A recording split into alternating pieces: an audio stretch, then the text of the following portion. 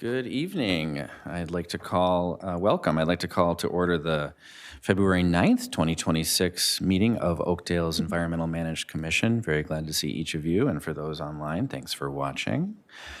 We will begin this evening with roll call, led by Staff Liaison. Hannah? Chair Girding, Present? Commissioner Brendan, Present. Commissioner Yang, Present. Commissioner Lash, Present. Commissioner Fenstermaker, Present. Commissioner Doolittle, Commissioner Anderson. Thank you, Hannah. And also joining us tonight, Oakdale's community development staff. In addition to Liaison Hannah Dunn, we have Andy Norcom sitting in the back. Sorry. I'm going to get you. We're good.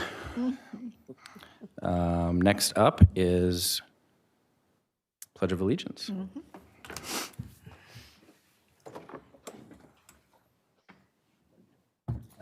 Pledge allegiance to the flag of the United States of America and to the republic for which it stands, one nation, under God, indivisible, with liberty and justice for all. We okay? We are okay. Thank you. Great. Moving on to next item, we have approval of tonight's meeting agenda for February 9th. I think everybody received a copy in advance. So if there are no further amendments or additions, I'd like to ask for approval of tonight's agenda as So presented. moved. Can I get a second? Great. All in favor of tonight's agenda, say aye. Aye. Opposed? Great. Thank you. Next up, moving along, we've got approval of minutes from our November 17th, 2025 meeting of Oakdale ZMC, which we were also provided by in advance. Give everybody a minute to look at that really quickly. We were also sent these prior to the meeting. So assuming no amendments or further discussion, I'll ask for approval of the minutes from the November 17th meeting of EMC. So moved. Thank you. Can I get a second? Second. Whoa. All in favor of approving November 14th meeting minutes before war starts? Say aye. Aye. Opposed? Thank you. Wonderful. Moving right along to the EMC Commission Review section. Seeing there is no old business, I believe, if that's correct. Staff Liaison. It is time annually for the election of commissioners. We first begin by taking nomination for candidates for the position of chairperson and vice chairperson positions.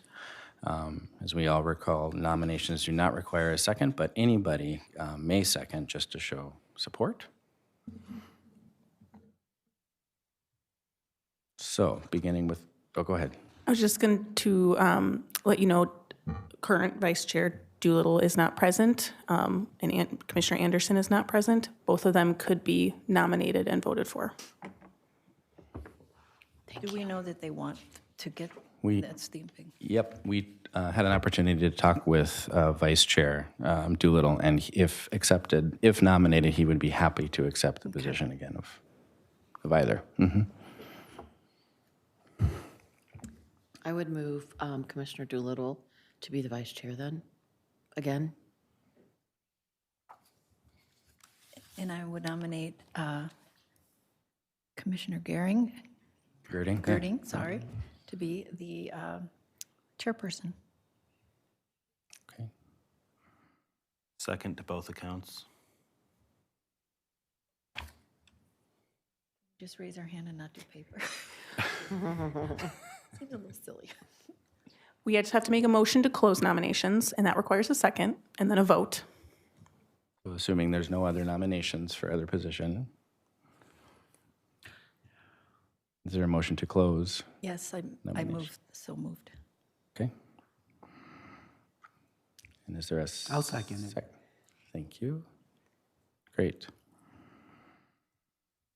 In the past, When we've only gotten one nomination for chairperson and one nomination for vice chairperson, we have not done a written ballot, and we've just voted verbally. Okay. Sounds good.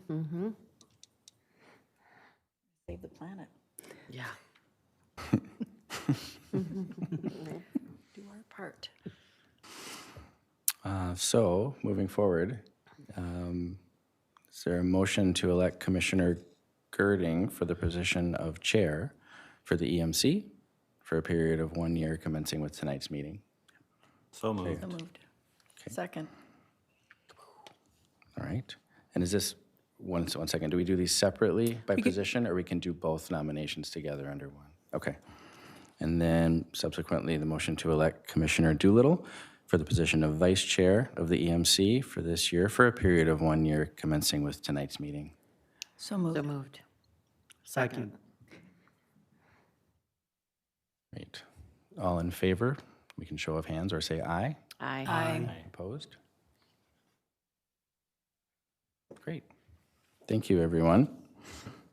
Appreciate your support. Thank you for continuing. Yes. My pleasure. My pleasure. Okay, moving on to new business. I think we have a overview, high level, if I understand correctly, the triple high level Yes. of the 2050, 2050 comprehensive plan. Yes. Thank you. I've got Yes. some slides. So this first item is a very high level overview of the upcoming 2050 Comprehensive Plan update. This is an introduction to this topic and should help provide a foundation for what's to come. I don't want to get too in the weeds on the process or specific components tonight. However, if you desire to get in the weeds, the Met Council has a whole local planning handbook website that you can deep dive if you're interested.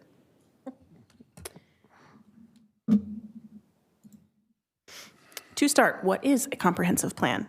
It is a plan that defines the vision, goals, and aspirations of a community for the long-term redevelopment and development that is to come for the next 20 years. It is intended to shape land use and transportation patterns, conserve natural features, ID needs for infrastructure, housing, parks, and open space. It's essentially the city's main policy document for land use and infrastructure.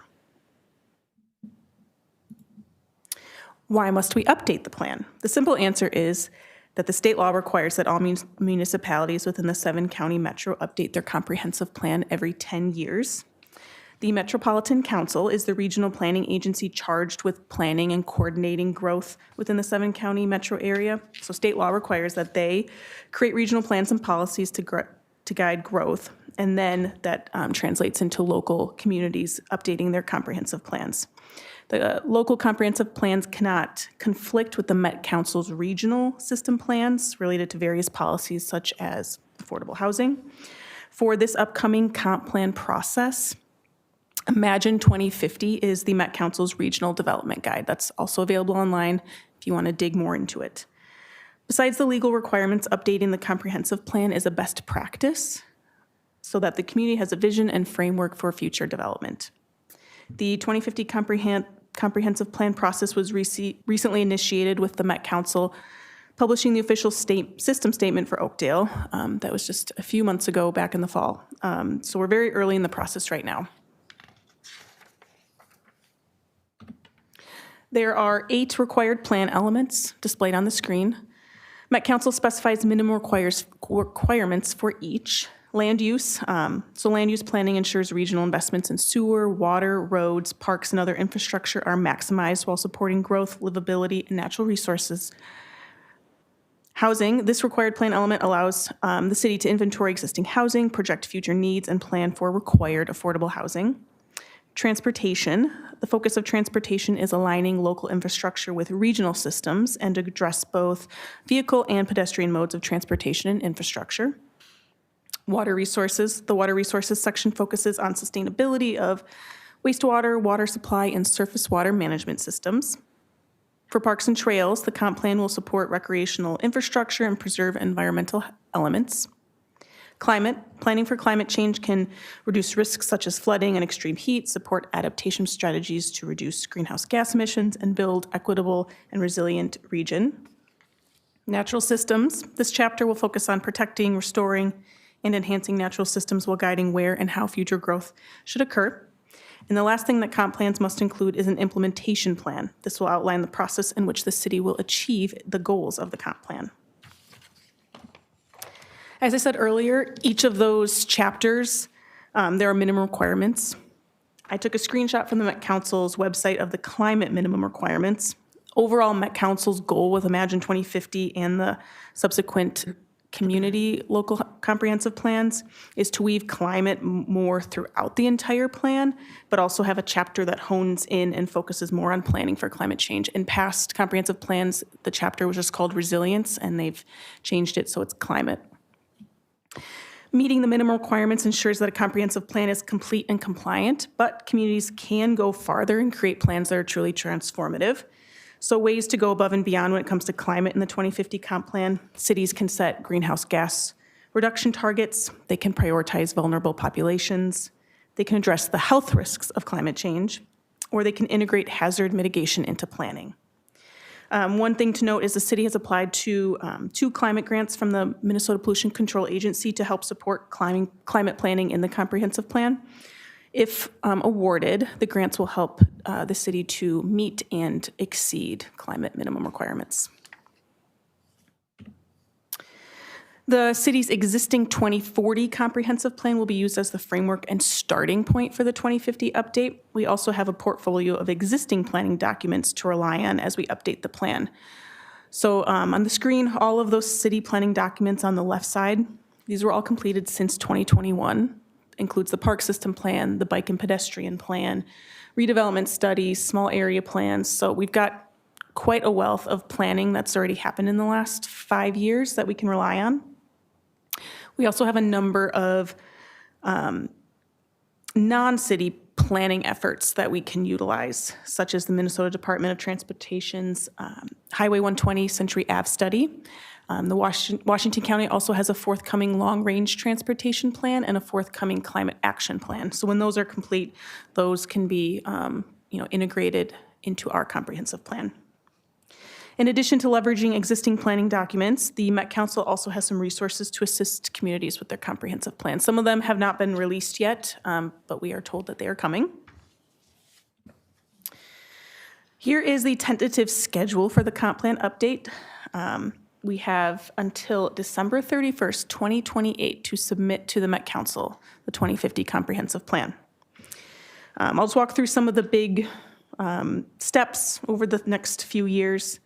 I'll note that other city staff in the Community Development Department are leading this effort. I will be involved throughout when needed for climate or environmental pieces. The first task is we will be hiring a consulting firm to assist with the plan development and analysis that goes into it.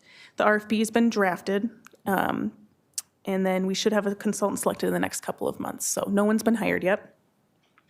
But after a consultant is hired, they, along with city staff, will work through data analysis such as transportation modeling and development site inventory.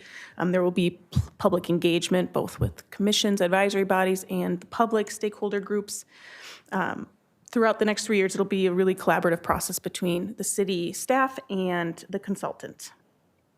The goal is to have the draft plan completed and have the required public hearing held by the end of 2027.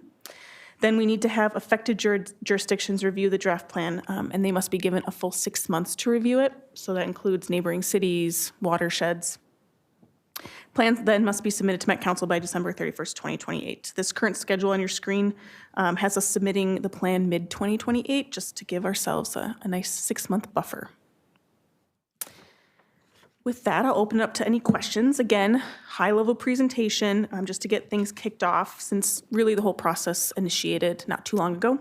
But as we get the project started and moving and there's opportunities for engagement, the EMC will be kept in the loop all along.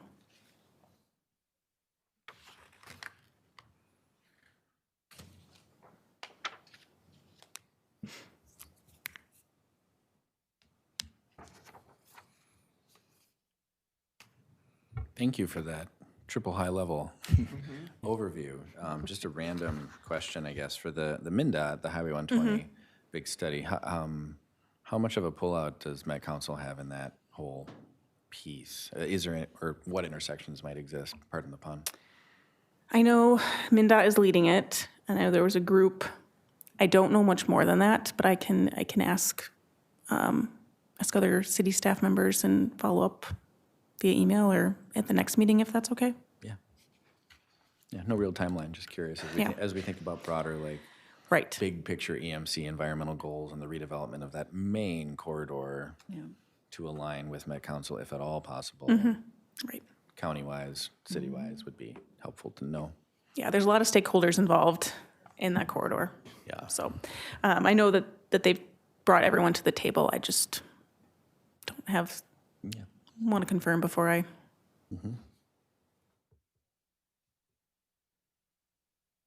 Any other comments from commissioners?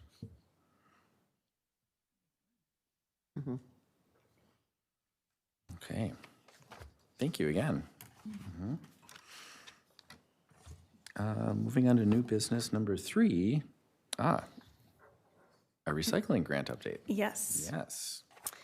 The memo in the packet provides the EMC with an update regarding the 2025 Washington County Recycling Grant and invites conversation about potential projects for the 2026 application. Overall, 2025 was a successful year with lots of communications going out via social media and the Oakdale update regarding waste, reuse, and recycling. Other grant activities included having the food scraps pickup program at our 2025 Eco Fair, hosting pumpkin recycling drop-off at City Hall, purchasing dual-stream waste bins for Willowbrook Fields and Prairie Trails Park, which are the 2 new parks in the Willowbrook neighborhood. Just to note, Willowbrook Fields is not open to the public yet, but it is in the works. And then hosting the fall citywide collection event. Looking forward, the city will apply for 2026 grant funding to support recycling, reuse, and waste reduction projects. The city usually receives around $50,000 in funds, with roughly 25% or $15,000 going to capital expenses or promotion efforts. In years past, the city typically includes a couple of projects that are geared towards education about recycling and composting. Therefore, 2 potential low-cost projects listed for 2026 are promote residential and commercial recycling through simple high-level education, and promote composting as a means of waste reduction. The other potential 2026 projects are continue to increase recycling access within the Oakdale Park system. And then this year would probably be a year that we start getting into some of the existing parks. We've previously used grant funding for the new parks that have opened, but now we can focus on the existing parks and expanding recycling access. And then some of the grant funding can be used for the cleanup event, though it's important to note that they have restrictions surrounding the use of funds for those events. They want you to use grant funds for disposal costs of items that are either recycled or reused. At this time, I'd like to offer the opportunity for commissioners to discuss 2025 outcomes, as well as potential 2026 projects. It's important to keep in mind that only 4 projects can be included in the application. So where there are, if there's multiple things we want to do, and we can create a project category that encompasses them all, but.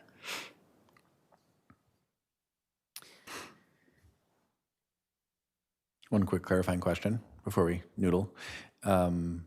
If the project from 2025 would be a proposed same one for 2026, but have multiple times it happens, is that considered 1 or 2? I think 1.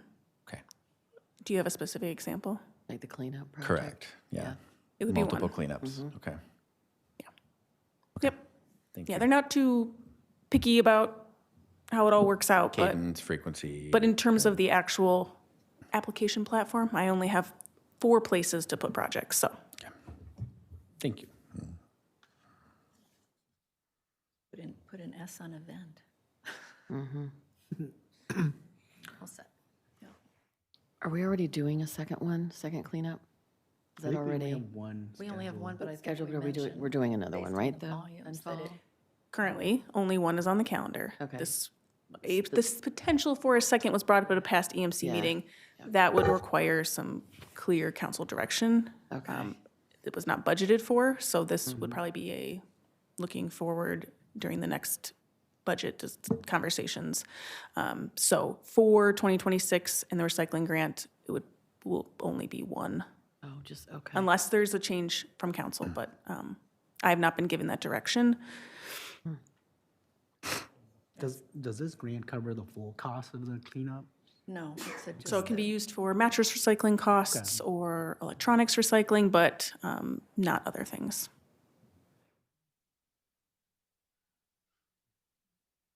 Do we know from the fall cleanup specifically what types of items got the most there were numbers. and interest? I forget what those numbers were. You had volumes for. Yeah. Yeah, we did from the November notes, I think we It had. was just a lot of everything, though. I mean, just so much. You almost think, again, if you think about somebody's house, you do something in April or May because they spring clean, Right, and then you do it, yeah. and then they're Doing not it in the headed fall. to wherever. Yeah, and then you do another one in the fall when they're going, oh, geez, I have to get everybody in the house. Yeah. Prevent people dropping things off, Right. random places. The numbers are kind of hard because for mattresses, they just give us the number. I suppose we could calculate what an average mattress weight is. So I don't know how many pounds of mattresses we collected. I'm guessing the most we collected is just kind of general trash, just because that encompasses more. We did collect quite a few pounds of electronics, and there was small engines were, again, I don't know the weight of the small engines, but we collected quite a few. So it was kind of all of the items that we collected, people were bringing them. So prior to that event in September, was the previous event a year before in September? And I do believe we collected less the second year than we did the first year, probably just because it had been 10 years since we had Right. previously had a cleanup event. But it's kind of hard, the trend with only 2 years, knowing what the demand will continue to be.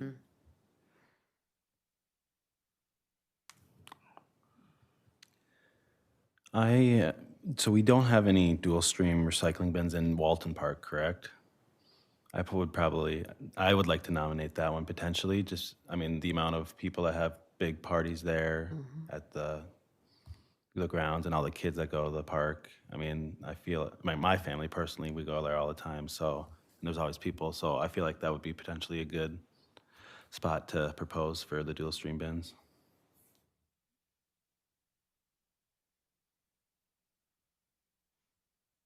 Okay.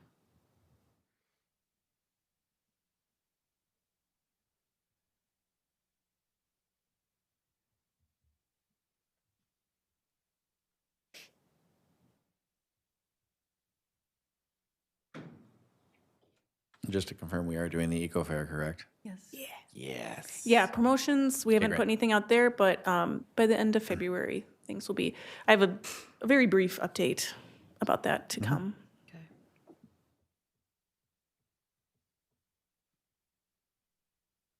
Is there anything new on the food scraps pickup program? Any new, I don't know. Any new areas to promote it in? I don't Well, know. I see their ads on YouTube now, so, Okay. I mean, Oh, they're that's good. really reaching out, they're increasing their Okay, outreach, so. okay, good. That's good. Yeah, their 'Cause I love it. communications outside of city efforts have really ramped up. They have signage at some of the ice rinks in Washington County. Cool. Gas stations have promotional ads, Oh, wow. e-billboards. Good. We still get any updated communications assets from them and then promote it out. I don't remember the schedule in terms of it opening up to other cities in Washington County and Ramsey County. Laura, I gave an update at the last meeting Oh, I'm that. sorry. No, it's okay. They're not going to expand it to restaurants, Oh, they're not, just 'cause we because talked the about volume that. of food waste is too large, though they are considering expanding the program to small offices in the future. Okay. So they just don't quite have the capacity and encourage restaurants, if they wanted to compost, to go through a different service. And Biz Recycling is a program through Ramsey, Washington, Recycling and Energy that could help provide some funding to restaurants to get something like that up and going. Yeah, I still think the restaurants is a good idea. It's almost too big. I know. That's, yeah, okay.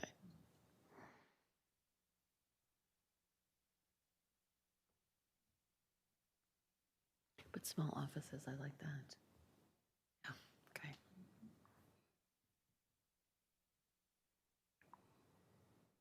As a grant theme, like an impact area, we often, maybe I'm mistaken, we often don't hear conversations about things for reuse.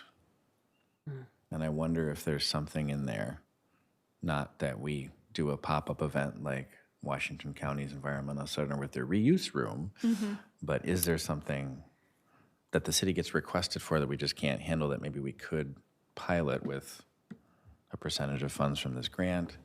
Or just the concept of reuse is interesting. So I wanted to elevate it. There, with the eco fair, we're still pushing forward with having a clothing Clothing. swap. I know that that is a popular and in-demand thing, so that could be kind of our dipping the toes into a reuse event. Good reminder, okay.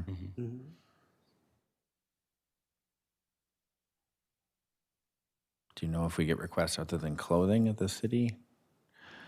It'd be great to be able to have a space to reuse something, I don't know, but Commissioner Anderson brought up sports equipment at the last meeting. I think for this first eco fair clothing swap, we're probably just going to keep it to clothing and shoes to not get too,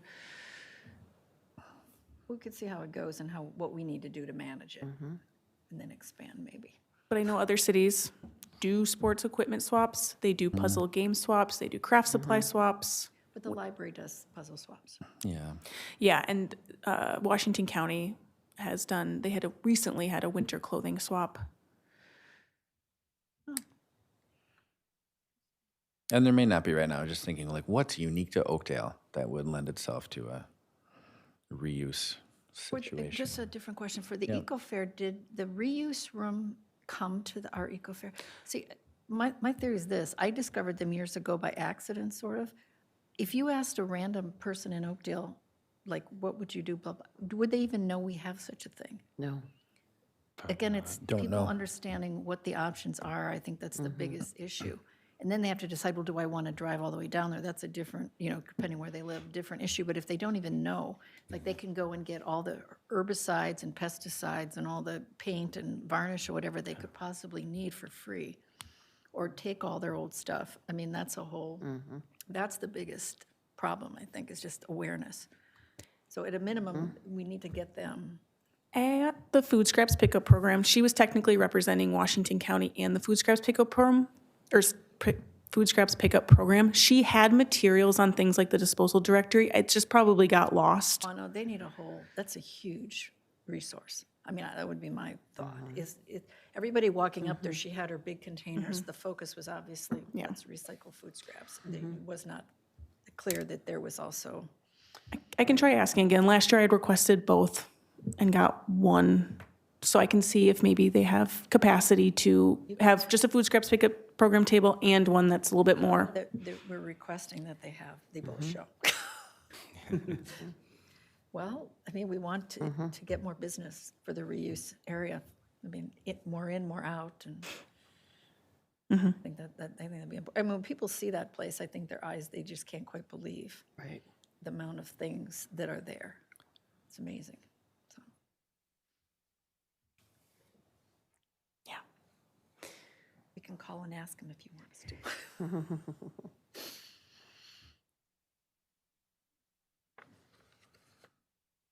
Any other thoughts or comments for 2026 application? So it's, sorry. go. So it seems like, I guess, we're going to probably try to keep, or we're keeping them all the same, does it seem like? I mean, I like all of them. When I did the 2025 reporting, I reported on the eco fair in Project 1, the just educate. I could maybe change Project 4 to events and have eco fair clothing swap and collection event under that. It'll all work together, so they don't really get too bogged down in that. So, and then based on the work plan discussion about the rain barrels, though, so was that something, I like that. or I mean, that's something concrete. I don't know how would we gauge interest in something like that in the just general public? I don't know. I mean, because the energy audit, I don't know that that's been as popular as we would have hoped necessarily for people using those funds. So I don't know if there's a way to figure out how much the rain barrel idea would be interesting for folks. So maybe for this next application, that's not, we could just put explore or something like that, and we're not committing to anything in I just wouldn't want 2026. to not do something else that we know is important to do something we're not sure how important. I don't know how to get that info, but we can work on that. And is the rain barrel thing part of this grant Oh, I had asked discussion, though? I had asked the question if it could be, when we start talking about rain barrels. Oh, I asked if that could be a don't- part of this to yeah. reduce the cost even more. I don't know if it's eligible. doesn't seem like it's a, They might be a stretch, that, Okay, well, I don't know. okay. The one thing with rain collection, I'm not against rain barrels, but is there anything against the collection of water? Because a lot of times people do depend for that to run, and sometimes there are restrictions against collecting water because they're like the water needs to run to get to the wetlands, right? And if you're collecting water, it stops that. Is there anything against that? It's usually off your roof. It's Yeah. from God, so you Right. can have it. Anything else, you're right, though. Some Right. cities do prevent, like damming up or changing the direction of water flow. Yeah. Yeah. I would need to dig more into our code and see what engineering has to say about specifics with that. Yeah, I just want to know what Oakdale has in Yeah. place for that, because then, like you said, yes, I know collection off the roof is okay, but like, we just want to make sure. Well, but but the reason I'm saying that is that's Right. that's what you do use a rain barrel for. Any other thing you do is where you're messing Right. with Mother Nature, yeah. Right, yeah, and that's just my concern. Yeah, right. well, yeah.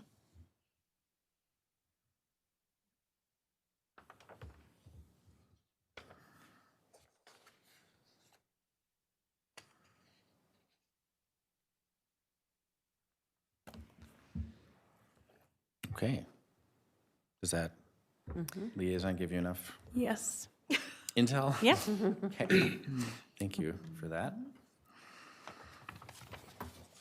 Moving on to our last item of new business, our EMC communication strategy for this year. Yes.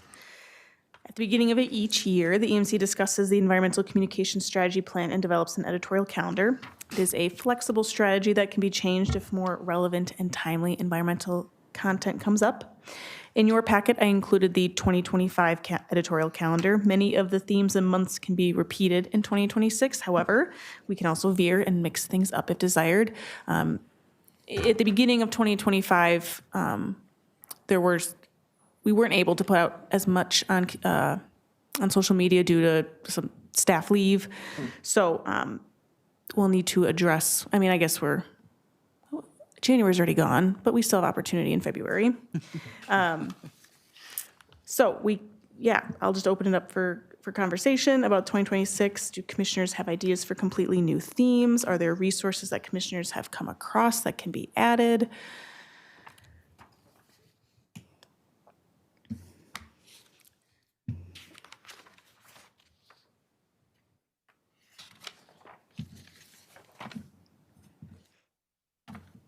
So a process question. So for March, it's food scraps. It says communications, content, et cetera, et cetera. How many times does communication go out on food scraps in March, for instance? What would you think? The goal would be one. It kind of depends what other things we have to promote on social media, other events, other news updates. Okay, but do you have a limit then as to how many events per day or per week you send out? I would have to ask communications what their preference is, but in terms of the theme, we probably have 1 to 2 posts a month, but probably just one.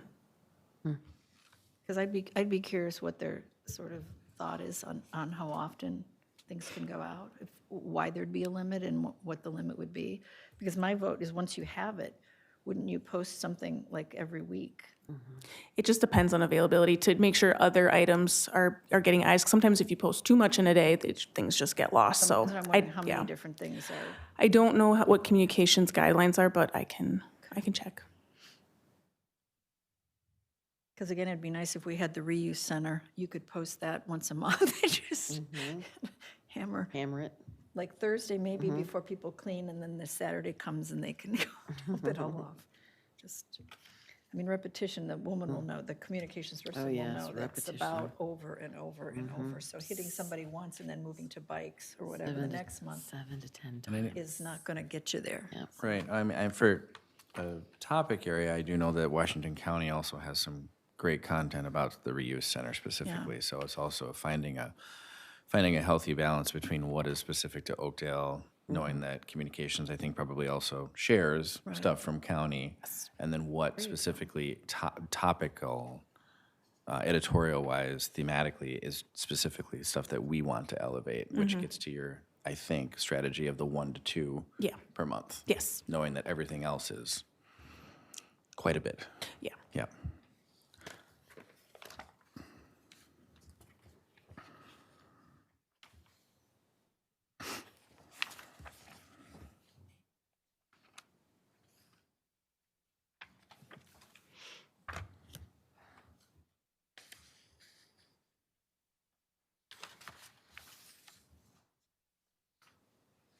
At the very end, it said ongoing content throughout the year, promotion of the food scraps pickup program, general sustainability, home energy squad rebates. Those are all things that, we're not only going to promote the food scraps pickup program in April, or in March. It just might be a bigger focus in March. Well, also, you might want to say for September, if that's when we're going to do the trash again. Right, that one's always been kind of Well, again, it's the separate, but, it's EVs again. Oh, I'm just saying, but it says in September, so I don't Right. know if you want to mention that that's going to be.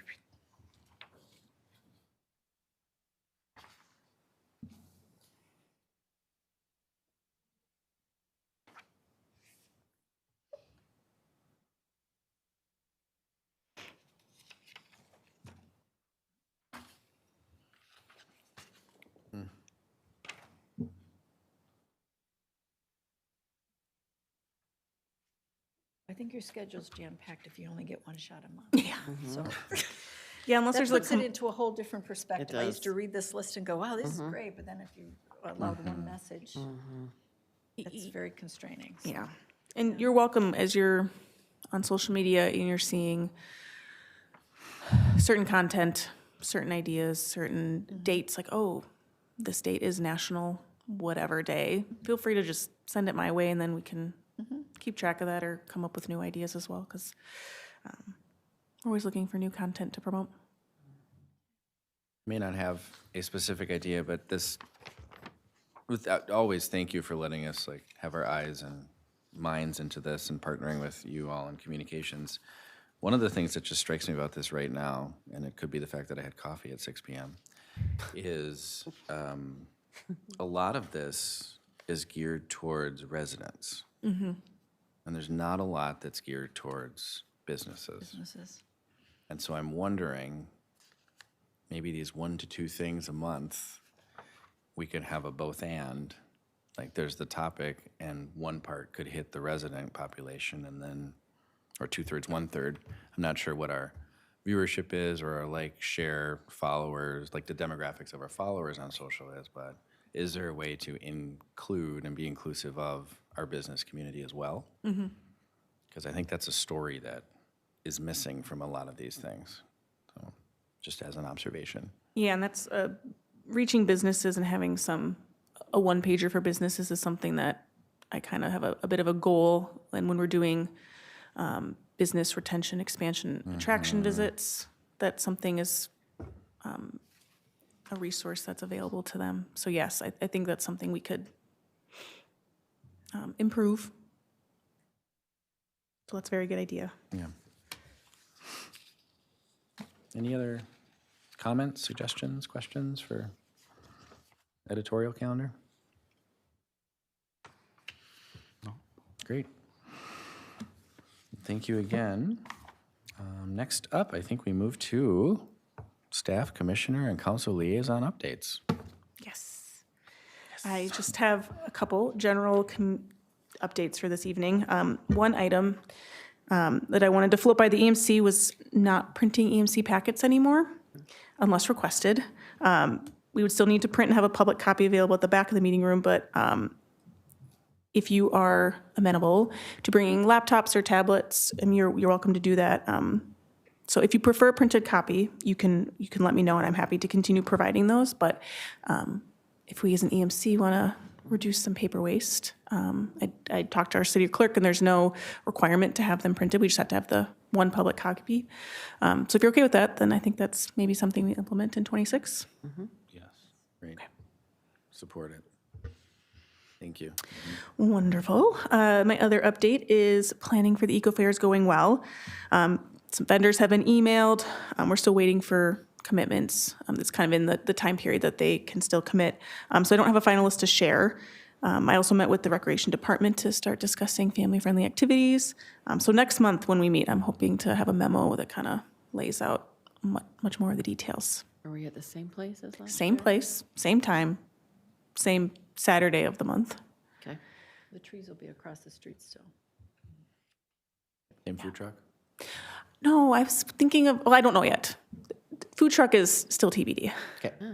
We kind of talked about it last time about maybe with it being a bit of an early morning, something that's a little bit more bakery or so exploring options. So if you know of any food trucks that are either licensed in Oakdale or would like to, willing to get licensed in Mini Oakdale. donuts and ice cream cones, both.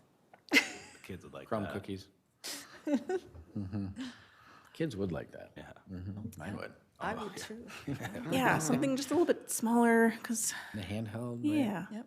So, Little walk and nosh. exactly. That's all I have. Great. Any updates from commissioners? Oh, we need the schedule for the drains again to be Yes. reminded if you, Next meeting, because thank you. Okay, I just, I whenever think it is. typically this is kind of the off I'm time. assuming there, yeah, there's So something happening in the. next month, we can discuss that. And then really hoping in 26, pictures or just any sort of metrics would be kind of fun to share, or just maybe at each meeting, if you had the previous month or that current month and you've done a cleanup, feel free to share. Great reminder. Thank you.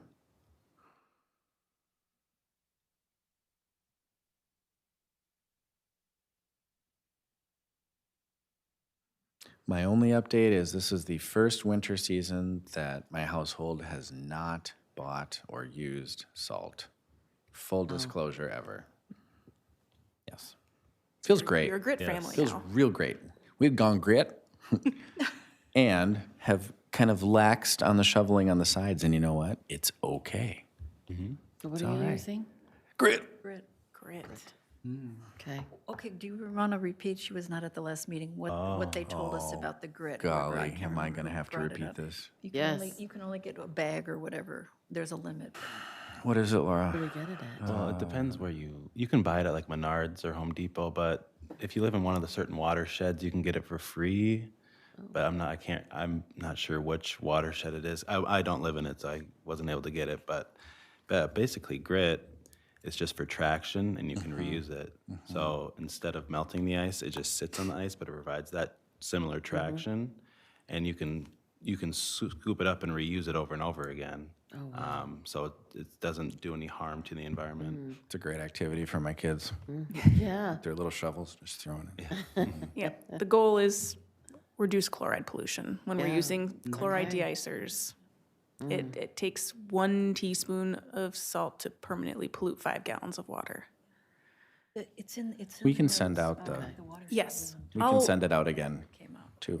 I believe I know what watershed you're in, and Okay. I will send you some info tomorrow. Okay, that would be awesome. That's where it came up, that was in the discussion about the watershed, the 2 women that came to talk to us. Grit. Cool. Great. The word of the day. Yeah. Grit. Well, moving into the last update section of our meeting, we'd like to invite EMC's City Council Liaison, Mayor Zabel, to share. The floor is yours, Mr. Mayor. Thank you, everybody. It's nice to be with you again. So it's the South Washington Watershed District has chicken grit. You can get it at the Environmental Center. Just look it up, yeah. I would assume, though, pretty much any county resident could probably go there and get some. I think they had posted about it. So you can get 25 pounds, a 25-pound bag. So that should last a while. But as for the city council, new year. So as we do at the start of every year, it's kind of our organizing activities. So pleased to share that I'll be staying on as your liaison with this commission. So I look forward to working with you all throughout 2026. Otherwise, the biggest project on our plate lately has been the City Hall Police Department expansion project. That'll be kicking off this summer.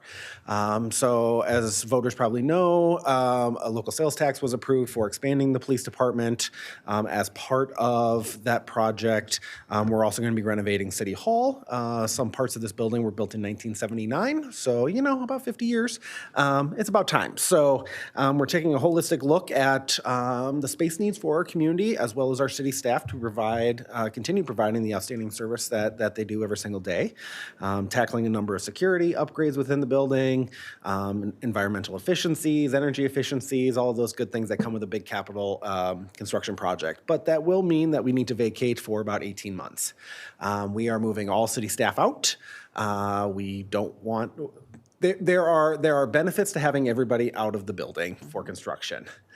Early plans called for a staggered approach, and council felt strongly that none of our employees should have to work in a construction zone. So we're figuring out Plan B, which will allow us to speed up the timeline, which is kind of nice. So, and there are cost savings associated with that. I think we're saving about $500,000 by having everybody out of the building and letting construction crews go wild with it. So there will be some impacts on Walton Park. We're trying to minimize that as much as we can.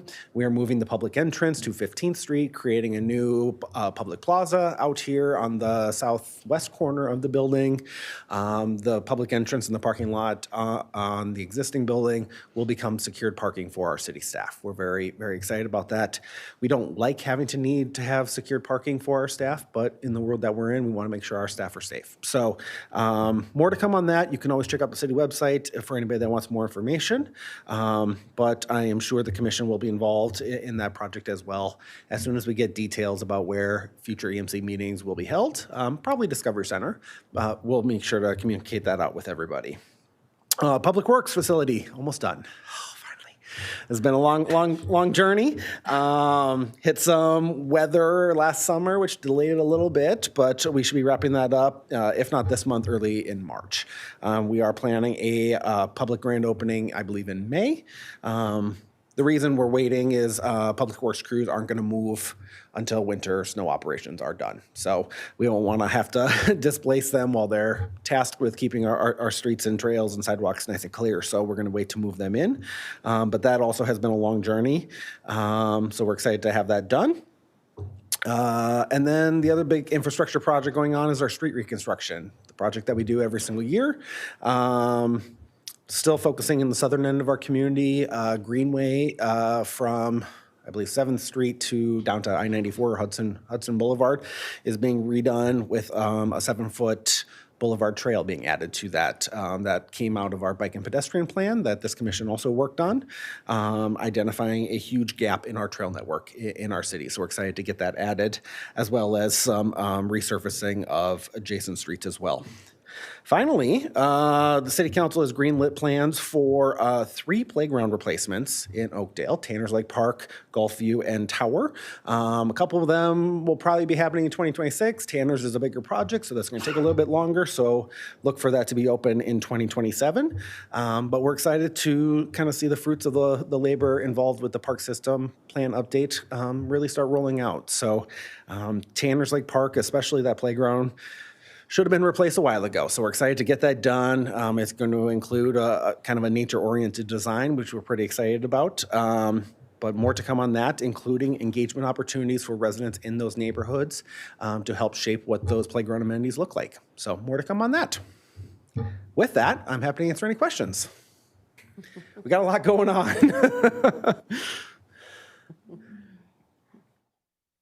Nothing?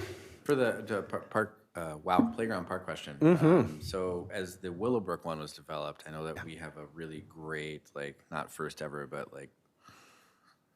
an awesome park that's accessible. Yeah. for people of all, kids of all abilities. Was that done with feedback, or was that just something that Oakdale said, we're just going to do this? Yes and yes. And is that a same theme that's being taken into these other parks? and these Yes. So Oakdale has been very clear that accessibility has to be a primary objective of all of our park amenities. You know, before we did Willowbrook Commons, we hadn't built a new park in Oakdale in about 20 years. So just the options to increase accessibility in playground equipment have evolved so much. And so as we went through that park design process, we just saw a lot of new things that people didn't think about 20 years ago when they were putting in playgrounds. Whether it's, you know, the molded play surface instead of wood chips or sand, which is a huge accessibility issue. Playground amenities where a child in a wheelchair could just roll into the amenity. Really cool advancements. I was at a conference of the National League of Cities in November, spoke with a couple of the playground equipment producers. They have even more stuff now, which is pretty cool. So we'll be looking at that as well. Willowbrook, three parks total. Willowbrook Commons, obviously the one that most residents are familiar with. Prairie Trails Park is kind of a passive, just walking area. That park is complete now. And then the athletic amenity field, which is named Willowbrook Fields, will be opening this spring. Things got put in last fall, but we're excited to open that up. So that includes a soccer field, pickleball, and a turf volleyball. Our first turf volleyball court in the city of Oakdale is at Willowbrook Fields, which is pretty cool. So yes, lot of improvements happening to our playgrounds in Oakdale. Cool. Any other questions? All righty, thank you, everybody. Thank you. Thank you.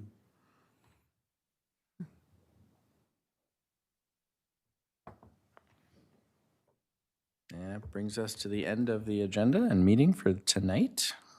Our next meeting of the EMC will be held on March 16th at 7 p.m. in the Hadley Conference Room, assuming no construction yet. If there's no further discussion, I'd like to call for a motion to adjourn tonight's February 9th meeting of Oakdale's EMC. So moved. Second. Great. All in favor of adjournment of tonight's meeting, say aye. Aye. Opposed? Great. Meeting is adjourned. Thanks, everyone. Thank you. Thank you. Mhm.